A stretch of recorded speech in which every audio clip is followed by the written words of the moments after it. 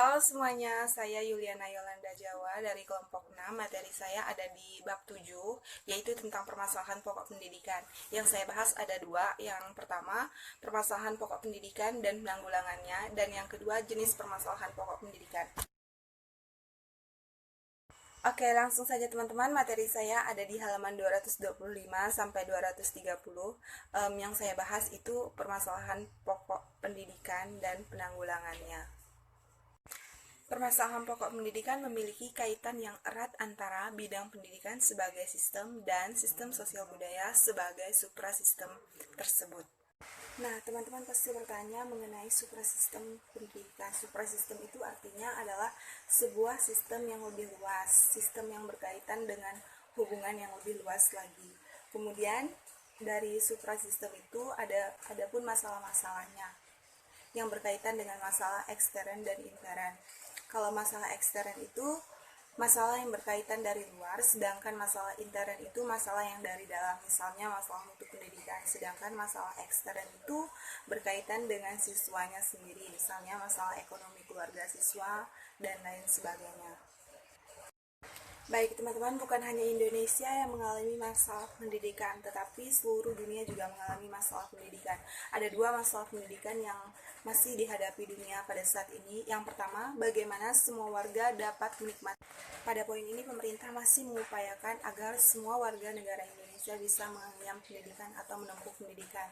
Jadi di mana pemerintah memberikan program-program ataupun bantuan-bantuan kepada rakyat Indonesia agar bisa mendapat pendidikan. Kemudian yang kedua, masalah yang dihadapi dunia, bagaimana pendidikan dapat membekali peserta didik dengan keterampilan kerja yang mantap untuk terjun ke kehidupan bermasyarakat. Jadi kalau menurut saya cara yang paling efektif untuk membekali peserta didik ketika terjun ke dunia masyarakat nanti yaitu dengan memberikan banyak latihan kepada peserta didik supaya setelah mereka terjun ke dunia masyarakat nanti mereka terbiasa dengan keadaan yang mereka hadapi sebelumnya. Misalnya pada tingkat SMK mereka diberikan kesempatan untuk magang. Baik, selanjutnya kita beralih pada penanggulangan masalah pokok pendidikan. Jadi penanggulangan masalah pokok pendidikan itu tergantung pada masalah yang dihadapinya. Nah, misalnya masalah mutu pendidikan itu artinya harus meningkatkan kualitas pendidikan. Selanjutnya, jenis permasalahan pokok pendidikan ada 4. Yang pertama, masalah pemerataan pendidikan. Yang kedua, masalah mutu pendidikan. Yang ketiga, masalah efisiensi pendidikan. Dan yang keempat adalah masalah relevansi pendidikan. Di sini saya akan fokus membahas pada poin pertama, yaitu masalah pemerataan pendidikan.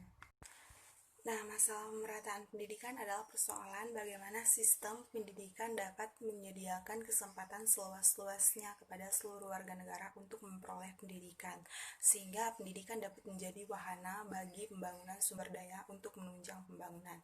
Di sini, seperti yang kita lihat bahwa masih ada terjadi kesenjangan antara pendidikan yang berada di kota dan pendidikan yang berada di desa. Salah satu contohnya adalah sarana untuk mengakses pendidikan. Nah, kalau di kota itu sangat mudah sekali mengakses pendidikan, bisa melalui internet, melalui Google, YouTube, dan lain sebagainya.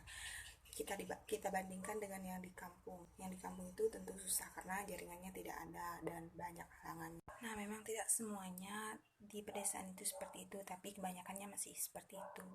Jadi, di tanah air kita, pemerataan pendidikan itu juga sudah dinyatakan di dalam undang-undang, yaitu Undang-Undang Nomor 4 Tahun 1950, yaitu tentang dasar pendidikan dan pengajaran sekolah.